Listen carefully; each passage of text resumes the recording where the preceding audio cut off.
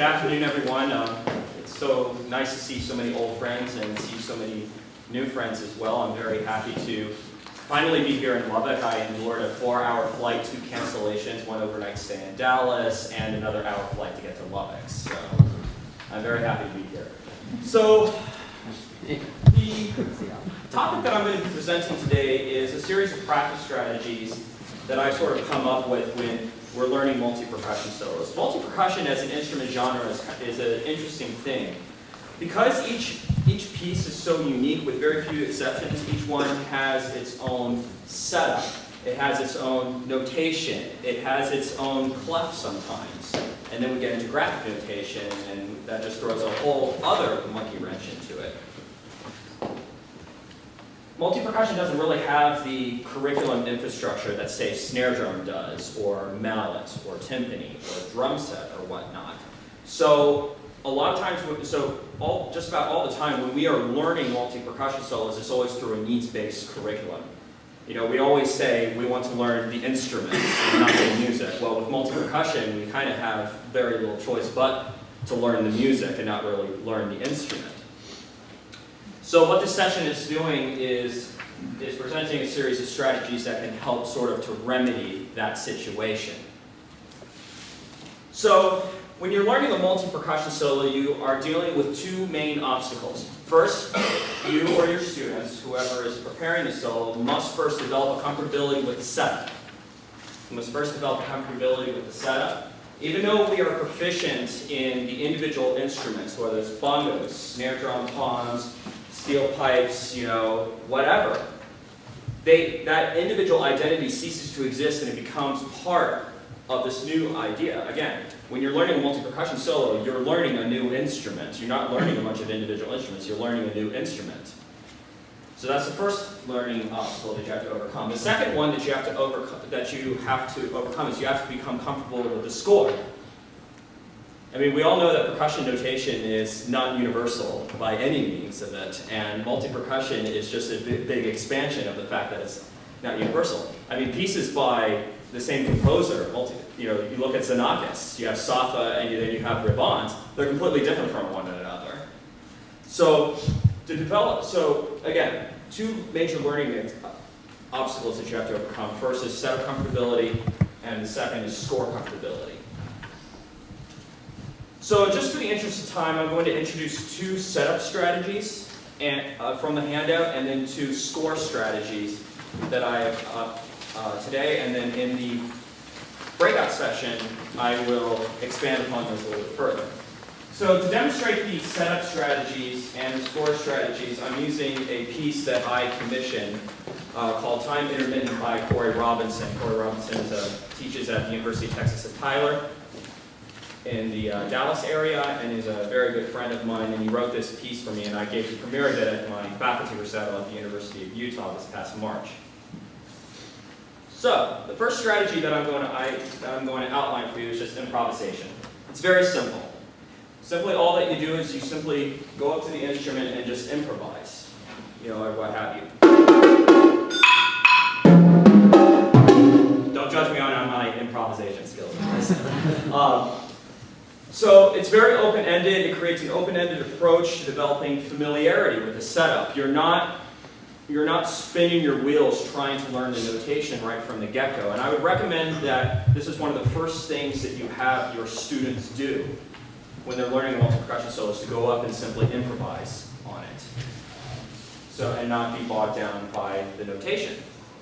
If you want to add another layer to it, you can do improvisation on the setup alongside a computerized rhythm section like they have through the app for iReal Pro, which some of us use for a jazz vibraphone. It's very hokey, but it adds like another layer just to keep it interesting and engaging. With the strategies that I've outlined, I've tried to keep it diverse in order to address different learning strengths, whether you're dealing with more people that learn better visually, orally, or kinesthetically. And in addition to that, you also have opportunities to improve certain areas of the musicianship, whether it is improvisation, composition, or dictation. So these strategies helps to sort of kill many birds with one stone.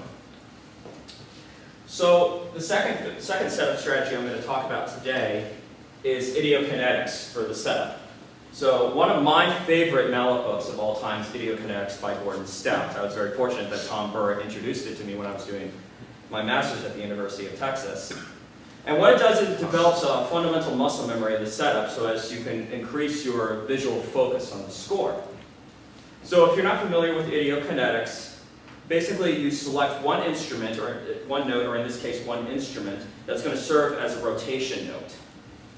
You're going to create a little mini exercise that utilizes this rotation and one instrument above and one instrument below. And then you're going to play the exercise having your eyes focus solely on that rotation note. And above here is the instrumentation for time intermittent. You have left-hand instruments and you have right-hand instruments. And the red box identifies the rotation note. Now this is going to be an instrument that's going to generally be in the middle of the setup, or if it's something that, with the nature of the composition, kind of centers around that, that's up to your discretion. So basically what you do is I'm going to just focus on the snare drum and just play.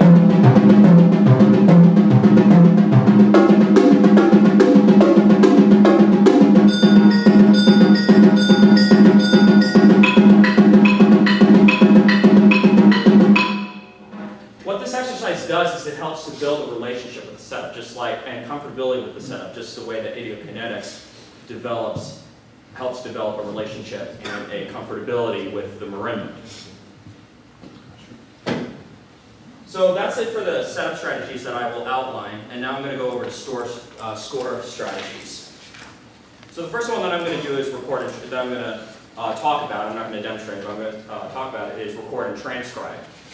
So this gives students the opportunity to write and dictate what they hear using the language of the setup. So the first step that you're going to do is you're going to hit the record button. The second thing that you're going to do is you're going to play a small improvised phrase on that setup. And then you're going to play back the recording, and then you're going to transcribe what you just played. Now I will say, make sure that you do not have your students play very rhythmically busy, very fast, energetic sections that are just impossible to transcribe in one or two listings. It's all about building up a familiar notation and immersing yourself with that. The second setup strategy that I'm going to talk about is flashcards. So, very beginning students that first learn how to read music, a lot of people like to use flashcards. So it increases, and it's great because it increases the speed in recalling the score's notation and the symbols.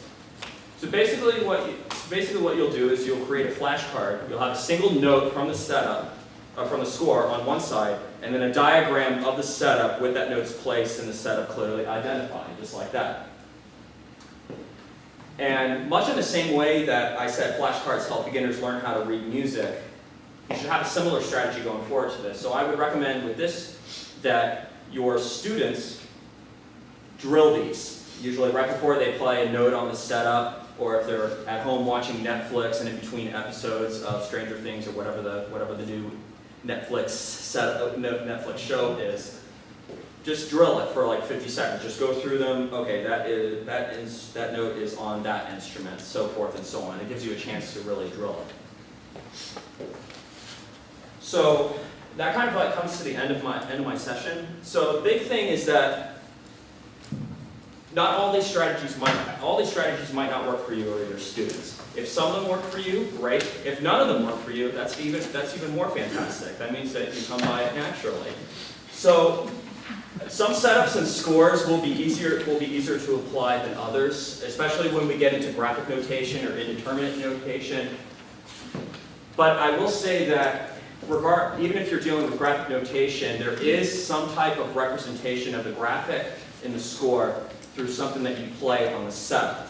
So these strategies can still be used for that. And the last thing is just be creative. If you have other strategies that you feel will help you or your students become more acclimated to multi-percussion solos, then by all means, come up with them. But again, one of the things that will be beneficial is you try to think within the frames of developing comfortability with the setup and comfortability with the score. So in the breakout session, sort of the tentative agenda is I'll further explain the strategies that I've outlined in the handout, including the ones that I haven't mentioned. I'll also have additional handouts for you. The first is going to be a multi-percussion curriculum pyramid that I've come up with, sort of ways to sort of build up to recital repertoire if you have students that you feel like just want to spend a semester or a couple weeks on just solo multi-percussion. This would be good for that. I also have a timeline of multi-percussion literature. So if you are teaching a percussion literature class, or if you have graduate students that are getting ready to take comprehensive exams, then this would be a great handout for that specific topic. And then lastly, I'll be more than happy to answer any questions and we'll discuss your thoughts and philosophies on solo multi-percussion. So thank you very much.